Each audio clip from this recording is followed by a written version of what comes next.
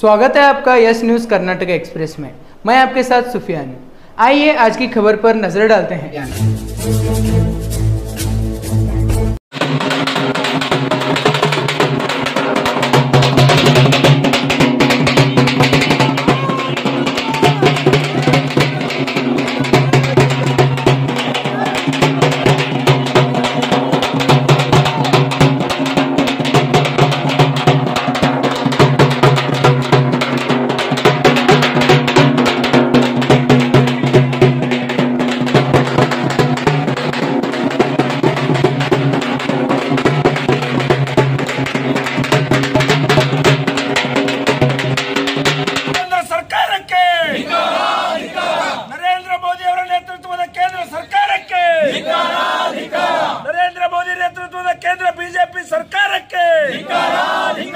नरेंद्र मोदी ನೇತೃತ್ವದ ಕೇಂದ್ರ ಬಿಜೆಪಿ ಸರ್ಕಾರಕ್ಕೆ जिंदाबाद जिंदाबाद ಜಿಎಸ್ಎಸ್ जिंदाबाद जिंदाबाद जिंदाबाद ಜಿಎಸ್ಎಸ್ जिंदाबाद कर्नाटक राज्य संघर्ष समिति ಹೋರಾಟಕ್ಕೆ कर्नाटक राज्य संघर्ष समिति ಹೋರಾಟಕ್ಕೆ जिंदाबाद जिंदाबाद ಜಿಎಸ್ಎಸ್ जिंदाबाद जिंदाबाद जिंदाबाद ಜಿಎಸ್ಎಸ್ जिंदाबाद ಜಾತಿವಾದಿ ಕೋಮುವಾದಿ ಸ್ತ್ರೀ ನಿಂದಕ ಬಿಜೆಪಿ ಶಾಸಕ ಮುನಿರತ್ನಗೆ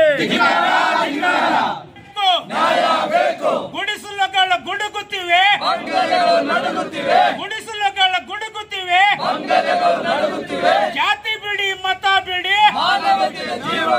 ಜಾತಿ ಬಿಡಿ ಮತ ಬಿಡಿ ದಲಿತರು ಬರುವರು ದಾರಿ ಬಿಡಿ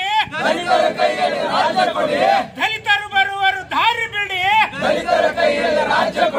ರಕ್ತವನ್ನು ಚೆಲ್ಲುತ್ತೇವೆ ನ್ಯಾಯವನ್ನು ಪಡೆಯುತ್ತೇವೆ ರಕ್ತವನ್ನು ಚೆಲ್ಲುತ್ತೇವೆ ನ್ಯಾಯವನ್ನು ಪಡೆಯುತ್ತೇವೆ ಬಾಬಾ ಸಾಹೇಬ್ ಅಂಬೇಡ್ಕರ್ ಅವರಿಗೆ ಕರ್ನಾಟಕ ರಾಜ್ಯದಲ್ಲಿ ಸಂಘರ್ಷ ಸಮಿತಿಯ ಹೋರಾಟಕ್ಕೆ ವಿಜಯಪುರ ವತಿಯಿಂದ ಒಂದು ಬೃಹತ್ ಪ್ರತಿಭಟನೆ ಮತ್ತು ಧರಣಿ ಮಾಡುವುದರ ಮೂಲಕ ಘನವೆತ್ತ ರಾಷ್ಟ್ರಪತಿಗಳಿಗೆ ಮತ್ತು ಮುಖ್ಯಮಂತ್ರಿಗಳಿಗೆ ಎರಡು ಪ್ರತ್ಯೇಕವಾಗಿರತಕ್ಕಂಥ ಮನವಿ ಪತ್ರಗಳನ್ನು ಕೊಡ್ತಕ್ಕಂಥ ಕಾರ್ಯಕ್ರಮವನ್ನು ದಲಿತ ಸಂಘರ್ಷ ಸಮಿತಿ ಹಮ್ಮಿಕೊಂಡಿದ್ದೇವೆ। ಇವತ್ತು ಕರ್ನಾಟಕ ರಾಜ್ಯದ ರಾಜ್ಯ ಸಂಚಾಲಕರು ಕರ್ನಾಟಕ ರಾಜ್ಯ ದಲಿತ ಸಂಘರ್ಷ ಸಮಿತಿಯ ರಾಜ್ಯ ಸಂಚಾಲಕರಾಗಿರ್ತಕ್ಕಂಥ ಡಾಕ್ಟರ್ ಡಿ.ಜಿ. ಸಾಗರ್ಜಿ ಅವರ ಆದೇಶದ ಮೇರೆಗೆ ರಾಜ್ಯದ ಎಲ್ಲ ಜಿಲ್ಲಾ ಕೇಂದ್ರಗಳಲ್ಲಿ ಇವತ್ತು ಕಾಂಗ್ರೆಸ್ ಪಕ್ಷದ ನಾಯಕರಾಗಿರ್ತಕ್ಕಂಥ ರಾಹುಲ್ ಗಾಂಧಿ ಅವರನ್ನ ಮೀಸಲಾತಿಯ ವಿರೋಧಿ ಅಂತ ಹೇಳಿ ಸುಳ್ಳು ಹಬ್ಬಿಸ್ತಕ್ಕಂಥ ಬಿಜೆಪಿ ಮತ್ತು ಜೆಡಿಎಸ್ ಪಕ್ಷದ ಕ್ರಮವನ್ನು ಖಂಡಿಸಿ ಅದರ ಜೊತೆಗೆ ಮೊನ್ನೆ ಪ್ರಧಾನಮಂತ್ರಿಗಳಾಗಿರ್ತಕ್ಕಂಥ ನರೇಂದ್ರ ಮೋದಿ ಅವರ ನೇತೃತ್ವದ ಕೇಂದ್ರ ಸರ್ಕಾರ ಒನ್ ನೇಷನ್ ಒನ್ ಎಲೆಕ್ಷನ್ ಅಂತಕ್ಕಂಥ ವಿಚಾರದಲ್ಲಿ ಒಂದು ಮಸೂದೆಯನ್ನ ತರಲಿಕ್ಕೆ ಹೊರಟಿರ್ತಕ್ಕಂಥ ಕ್ರಮವನ್ನು ಖಂಡಿಸಿ ಚರ್ಚೆ ಮಾಡದೆ ಒಂದು ಮಸೂದೆ ತರಲಿಕ್ಕೆ ಹೊರಟಿರ್ತಕ್ಕಂಥ ಕ್ರಮವನ್ನು ಖಂಡಿಸಿ ಅದ್ರ ಜೊತೆಗೆ ರಾಜ್ಯದಲ್ಲಿ ಒಬ್ಬ ಬಿಜೆಪಿಯ ಶಾಸಕ ಒಬ್ಬ ಕೋಮುವಾದಿ ಒಬ್ಬ ಸ್ತ್ರೀ ವಿರೋಧಿ ಸ್ತ್ರೀ ಪೀಡಕ ಒಬ್ಬ ಜಾತಿವಾದಿ ಬಿಜೆಪಿಯ ಶಾಸಕ ಮುನಿರತ್ನರವರಿಗೆ ಕಠಿಣ ಕ್ರಮವನ್ನ ಜರುಗಿಸಬೇಕು ಅಂತಕ್ಕಂಥ ಹಲವು ವಿಚಾರಗಳನ್ನ ಈ ಬೇಡಿಕೆಗಳನ್ನು ಈಡೇರಿಸಬೇಕು ಅಂತ ಹೇಳಿ ಆಗ್ರಹಿಸಿ ಇವತ್ತು ರಾಜ್ಯದ ಎಲ್ಲ ಜಿಲ್ಲಾ ಕೇಂದ್ರಗಳಲ್ಲಿ ಮೊನ್ನೆ ಜಿಲ್ಲಾಧಿಕಾರಿಗಳ ಕಚೇರಿಯ ಮುಂದೆ ಜಿಲ್ಲಾಧಿಕಾರಿಗಳಿಗೆ ಮನವಿ ಸಲ್ಲಿಸುವ ಮೂಲಕ ಅದನ್ನ ರಾಷ್ಟ್ರಪತಿಗಳಿಗೆ ಮತ್ತು ಮುಖ್ಯಮಂತ್ರಿಗಳಿಗೆ ಕೊಡ್ತಕ್ಕಂಥ ಕೆಲಸದಲ್ಲಿ ನಾವು ಹೋರಾಟವನ್ನು ಮಾಡಿದ್ದೇವೆ। ವಿಶೇಷವಾಗಿ ಈ ಒಂದು ಪ್ರತಿಭಟನೆಯಲ್ಲಿ ನಮ್ಮ ಜಿಲ್ಲೆಯ ದಲಿತ ಸಂಘರ್ಷ ಸಮಿತಿಯ ಜಿಲ್ಲಾ ಸಂಚಾಲಕ ಮಿತ್ರರಾಗಿರ್ತಕ್ಕಂಥ ಸ್ನೇಹಿತರಾದ ಸಿದ್ದರಾಯಣ್ಣವರು ಮತ್ತು ಮಾಂತೇಶ್ ಸಾಸಾಬಾಳ್ ಅವರು ಮತ್ತು ಎಲ್ಲ ನನ್ನ ತಾಲೂಕಿನ ಸಂಚಾಲಕ ಮಿತ್ರರು ಮತ್ತು ನೂರಾರು ಜನ ಹೋರಾಟಗಾರರು ಪಾಲ್ಗೊಂಡಿದ್ದೇವೆ। ಇವತ್ತು ವಿಶೇಷವಾಗಿ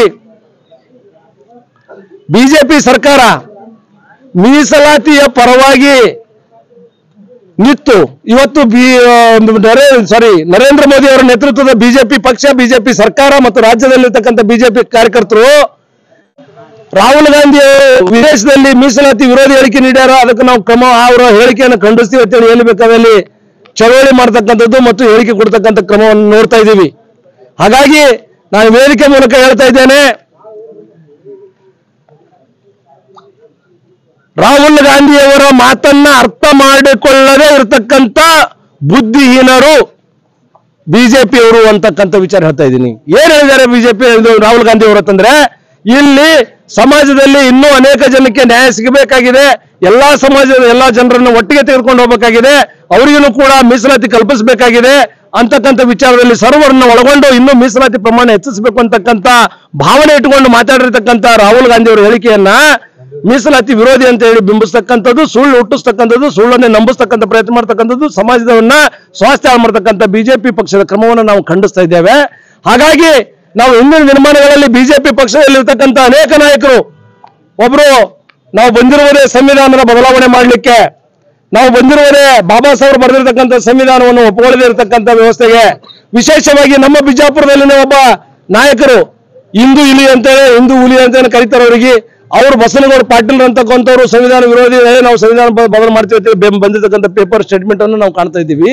ಹಾಗಾಗಿ ಇಂಥವರೆಲ್ಲ ಪಕ್ಷದಲ್ಲಿದ್ದಾಗ ಅವರಿಗೆ ಒಂದು ಕೂಡ ಚಕಾರ ಎತ್ತದೇನೆ, ಅವರಿಗೆ ಪಕ್ಷದ ಉಚ್ಚಾಟನೆ ಮಾಡದೇನೆ, ಅವ್ರ ಮೇಲೆ ಶಿಸ್ತು ಕ್ರಮ ತಗೊಳ್ಳದೇ ಇರತಕ್ಕಂಥ ಬಿಜೆಪಿ ನರಸತ್ತ ಬಿಜೆಪಿ ಪಕ್ಷಕ್ಕೆ ಮತ್ತು ಸರ್ಕಾರಕ್ಕೆ ಇವತ್ತು ರಾಹುಲ್ ಗಾಂಧಿ ಅವರ ಹೇಳಿಕೆಯನ್ನ ಖಂಡಿಸ್ತಕ್ಕಂಥದ್ದು ನೈತಿಕ ಹಕ್ಕಿಲ್ಲ ಅಂತಕ್ಕಂಥ ಮಾತನ್ನ ಹೇಳಿಕೆ ಬಯಸ್ತಾ ಇದ್ದೇನೆ. ಅದರೊಟ್ಟಿಗೆ ಇವತ್ತು ಕೇಂದ್ರದಲ್ಲಿ ಅವೈಜ್ಞಾನಿಕವಾಗಿ ಒನ್ ನೇಷನ್ ಒನ್ ಎಲೆಕ್ಷನ್ ಮಾಡ್ತಕ್ಕಂಥದ್ದು, ಯಾವುದೇ ಒಂದು ಚುನಾವಣೆ ಆಗಬೇಕು, ಒಂದು ದೇಶದಲ್ಲಿ ಮಸೂದೆ ಬರಬೇಕು ಅಂತಂದ್ರೆ ಪ್ರಜಾ ಸಂಸದೀಯ ಮಾದರಿಯಲ್ಲಿ ಚರ್ಚೆ ಆಗಬೇಕು, ಪರ ಮತ್ತು ವಿರೋಧಗಳ ಚರ್ಚೆ ಆಗಬೇಕು, ಅಲ್ಲೆಲ್ಲರೂ ಕೂಡ ತಾವೆಲ್ಲರೂ ಅದ್ರ ಬಗ್ಗೆ ಹೇಳಬೇಕು.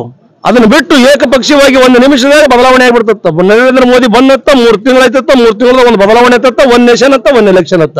ಹಾಗಾಗಿ ಭಾರತ ದೇಶದಲ್ಲಿ ಬಹು ಸಂಸ್ಕೃತಿ, ಬಹುಭಾಷೆ, ಬಹುಲಿಪಿಗಳ ಬೀಡು, ಹಲವಾರು ಸಾವಿರಾರು ಮತಗಳು, ಭಾಷೆಗಳು, ಸಂಸ್ಕೃತಿಗಳು ಇರ್ತಕ್ಕಂಥಲ್ಲಿ ಇಲ್ಲಿ 30 ರಾಜ್ಯಗಳು, ಈ ಒಂದೊಂದು ರಾಜ್ಯದಲ್ಲಿ ತನ್ನದೇ ಆಗಿರ್ತಕ್ಕಂಥ ಒಂದು ಸ್ವಾಯತ್ತತೆ ಕಾಪಾಡಿಕೊಳ್ಳಲಿಕ್ಕೆ ತಮ್ಮ ರಾಜ್ಯ ಸರ್ಕಾರಗಳ ಅಸ್ತಿತ್ವದಲ್ಲಿವೆ.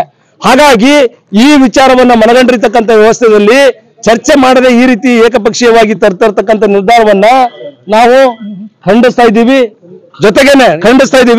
ಆ ಕಾರಣಕ್ಕಾಗಿ ಅವರು ಇನ್ನೊಂದು ಸಾರಿ ಮರುಪರಿಶೀಲನೆ ಆಗಬೇಕು ಅಂತಕ್ಕಂಥ ಆಗ್ರಹ ಮಾಡ್ತಾ ಇದ್ದೀವಿ. ರಾಜ್ಯದ ಎಲ್ಲಾ ಜಿಲ್ಲಾ ಕೇಂದ್ರಗಳಲ್ಲಿ ನಾವು ಹೋರಾಟ ಮಾಡ್ತಾ ಇದ್ದೀವಿ. ಅದರ ಜೊತೆಗೇನೆ ಒಬ್ಬ ಸ್ತ್ರೀ ಪೀಡಕ, ಒಬ್ಬ ಜಾತಿವಾದಿ, ಒಬ್ಬ ಕೋಮುವಾದಿ ಬಿಜೆಪಿ ಪಕ್ಷ ಅತ್ಯಂತ ನಮಗೆ ಷಡ್ಯಂತ್ರ ರೂಪಿಸ್ತಕ್ಕಂಥ ಪಕ್ಷ ಮತ್ತು ಹೆಣ್ಮಕ್ಕಳ ವಿರೋಧಿ ಅಂತಕ್ಕಂಥದ್ದು ಮತ್ತು ದಲಿತ ವಿರೋಧಿ ಅಲ್ಲಿಕ್ಕೆ ಇವತ್ತು ಮುನಿರತ್ನ ಅಂತಕ್ಕಂಥ ಒಬ್ಬ ವ್ಯಕ್ತಿ ಮಾಡಿರ್ತಕ್ಕಂಥದ್ದು ಏನ್ ಮಾಡಿದ್ದಾನೆ, ಅವನು ಮಾತಾಡಿರ್ತಕ್ಕಂಥ ಭಾಷೆಗಳು ಕೇಳಿದ್ರ ಬಹುತೇಕ ಅವನ ತಾಯಿ ಬಗ್ಗೆ ನಾವು ಮಾತಾಡ್ಬೇಕಾಗ್ತದೆ. ಯಾಕಂದ್ರೆ ನಾವು ತಾಯಿಗೆ ಗೌರವಿಸ್ಕೊಡ್ತಂಥವ್ರು ಮಾತಾಡಲ್ಲ.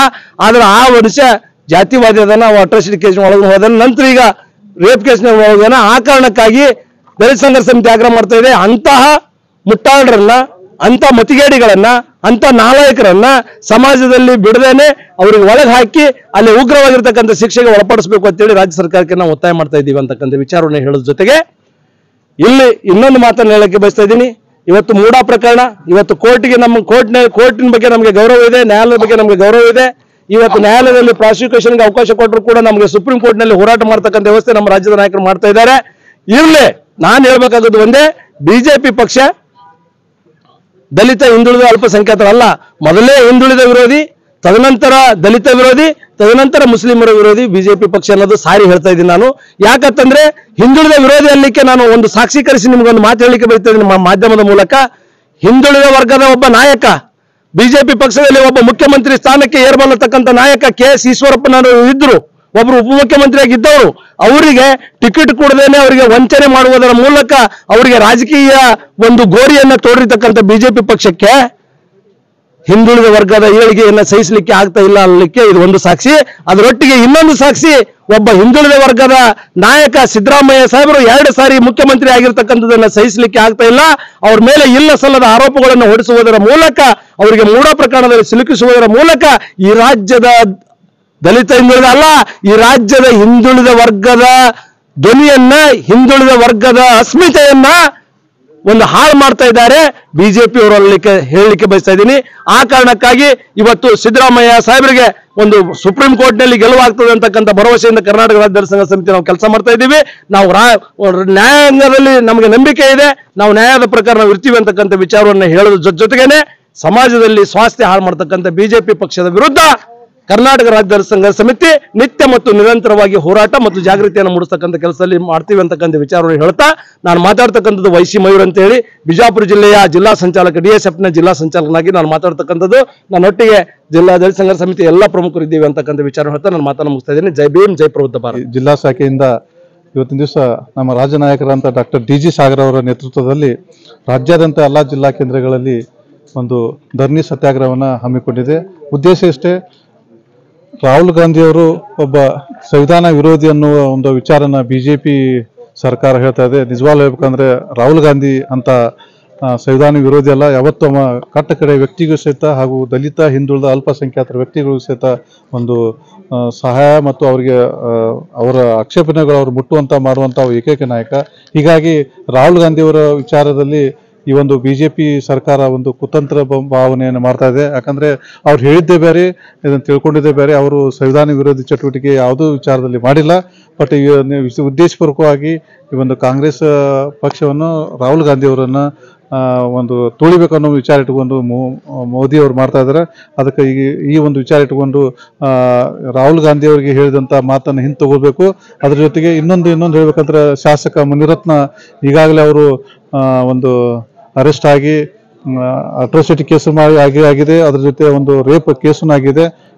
ಆ ಒಂದು ಕೇಸ್ ಅವ್ರಿಗೆ ಬರೀ ಜಸ್ಟ್ ಅರೆಸ್ಟ್ ಆಗಬಾರ್ದು, ಅವ್ರಿಗೆ ಒಂದು ಉಗ್ರವಾದಂತ ಶಿಕ್ಷೆ ಆಗಬೇಕು. ಮತ್ತು ಅದ್ರ ಜೊತೆ ಅವ್ರ ಸಹಚರರು ಸಹಿತ ಅವ್ರು, ಯಾಕಂದ್ರೆ ವಿಶೇಷವಾಗಿ ಅವ್ರು ಶಿಕ್ಷೆ ಇವ್ರಿಗೆ ಯಾಕೆ ಶಿಕ್ಷೆ ಆಗ್ತಾ ಇಲ್ಲ ಅಂದ್ರೆ ಇನ್ನ ಸಹಚರರು ಒಂದು ನಾಟಕ ಮಾಡ್ತಾ ಇದಾರೆ. ಮೇಲೆ ಸಹಚರರನ್ನು ಅವರನ್ನು ಶಿಕ್ಷೆ ಗೊಳಿಸ್ಬೇಕು. ಆಮೇಲೆ ಇನ್ನೊಂದು ಏನಂದ್ರೆ ಅವ್ರಿಗೆ ಯಾರು ಎದುರಾಳಿಗಳು ಇರ್ತಾರಲ್ಲ, ರಾಜಕೀಯ ವ್ಯಕ್ತಿಗಳಿರ್ಬೋದು ಅಥವಾ ಬೇರೆ ಅವನಿಗೆ ವಿರೋಧಿಗಳು ಇರ್ತಾರ, ಅವರಿಗೆ ಉದ್ದೇಶಪೂರ್ವಕವಾಗಿ HIV ಪೀಡಿತ ಹೆಣ್ಮಕ್ಳರನ್ನ ಅವ್ರ ಜೊತೆ ಮಲಗಿಸಿ ಅವ್ರಿಗೆ HIV ಪೀಡಿತರನ್ನಾಗಿ ಮಾಡುವಂತ ವ್ಯವಸ್ಥೆ ಸಹಿತ ಮಾಡ್ತಾ ಇದ್ದಾರೆ. ಅದಕ್ಕೆ ಒಬ್ಬ ದೊಡ್ಡ ರೇಪಿಸ್ಟ್, ಆಮೇಲೆ ಇಡೀ ಕರ್ನಾಟಕ ರಾಜ್ಯವನ್ನು ಹಾಳು ಮಾಡುವಂತ ವ್ಯಕ್ತಿ ಅದಾನ. ಹೀಗಾಗಿ ಅವ್ರಿಗೆ ಶಿಕ್ಷೆ ಆಗುವ ತನಕ ನಾವು ಕರ್ನಾಟಕ ರಾಜ್ಯ ದಲಿತ ಸಂಘ ಸಮಿತಿಯಿಂದ ಇನ್ನೂ ಉಗ್ರವಾದಂತಹ ಹೋರಾಟ ಮಾಡಲಾಗ್ತೈತೆ. ಇದು ಒಂದು ಜಸ್ಟ್ ಜಾಂಪಲ್. ಇನ್ನು ಇದು ಅಕಸ್ಮಾತ್ ಅವ್ರ ಶಿಕ್ಷೆ ಆಗಲಿಲ್ಲ ಅಂದ್ರೆ ಇನ್ನೂ ನಾವು ಹೆಚ್ಚಿನ ಪ್ರಮಾಣದಲ್ಲಿ ಉಗ್ರ ಹೋರಾಟ ಮಾಡ್ತೇವೆ. ನಾನು ಸಿದ್ದು ರಾಯನೂರ್, DSS ಜಿಲ್ಲಾ ಸಂಚಾಲಕರು, ವಿಜಯಪುರ. ಯಾವುದೇ ಹೊಸ ಸುದ್ದಿಯನ್ನ ನೋಡಲು ನಮ್ಮ ಎಸ್ ನ್ಯೂಸ್ ಕರ್ನಾಟಕ ಎಕ್ಸ್ಪ್ರೆಸ್ ನ ನೋಡ್ತಾ ಇರಿ. ಹಾಗೆ ನಮ್ಮ ಚಾನೆಲ್ ನ ಸಬ್ಸ್ಕ್ರೈಬ್ ಮಾಡಿ, ಬಾಜು ಇರುವ ಬೆಲ್ ಐಕಾನ್ ಅನ್ನ ಕ್ಲಿಕ್ ಮಾಡಿ. ಹಾಗೆ ನಮ್ಮ ಚಾನೆಲ್ ನ ಲೈಕ್ ಮಾಡಿ, ಶೇರ್ ಮಾಡಿ. ನಮ್ಮ ನಡೆ ಸತ್ಯದ ಕಡೆ.